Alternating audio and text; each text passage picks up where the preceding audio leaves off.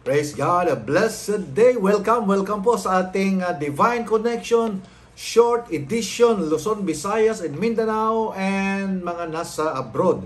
Sabi po ni St. Paul sa Philippians 1:20 hanggang doon sa pababa, "For I fully expect and hope that I will never be ashamed, but that I will continue to be bold for Christ, as I have been in the past, and I trust that my life will bring honor to Christ, whether I live or die. For me, living means living for Christ, and dying is even better. But if I live, I can do more fruitful work for Christ, so I really don't know which is better. I'm torn between two desires. I long to go and be with Christ, which should be far better for me. But for your sakes, it is better that I continue to live. Knowing this, I am convinced that I will remain alive so I can continue to help of you grow and experience the joy of your faith." Ayan, happy Ondas sa bandang Quezon, Batangas, Mindoro, Ondras, All Saints Day.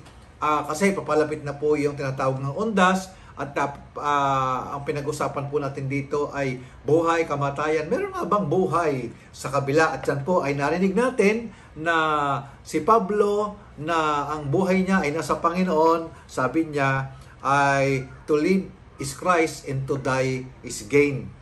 Kamatayan pala sa isang mananampalataya kung ang Panginoong Hesus ay nasa inyong puso, nasa ating buhay, ay kung tayo pala ay kuhanin ng Panginoon, ito pala ay pakinabang. Sabi niya ay, for me, living means living for Christ, and dying is even better. Yan.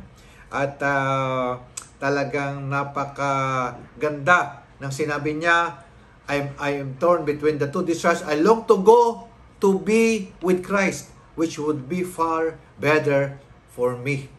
Yung pagka ikaw pala ay kinuha ng Panginoon sa time ni Paul ay siya ay pupunta sa piling ng Panginoon. Tandaan po natin, bawat isang na kay Kristo ay sigurado po na pupunta sa kung nasaan si Kristo. Nasaan ba ang Panginoon ngayon? Ang Panginoong Hesus ay nasa kanan ng Ama sa langit.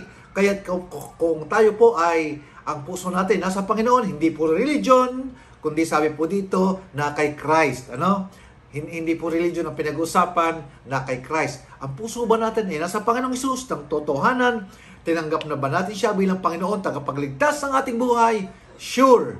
Kapag tayo po ay kinuha ng Panginoon, ito po ay mas lalong mabuti. Kasi nga naman, dito sa lupa, may mga kaestresan, may mga problema. Kaya, samahan niyo po ako na isuko ang inyong buhay ngayon sa Panginoon. Kahit sa isang maikling, simpleng panalangin na galing sa puso. Sabihin mo, Panginoong Diyos, narito ang aking buhay.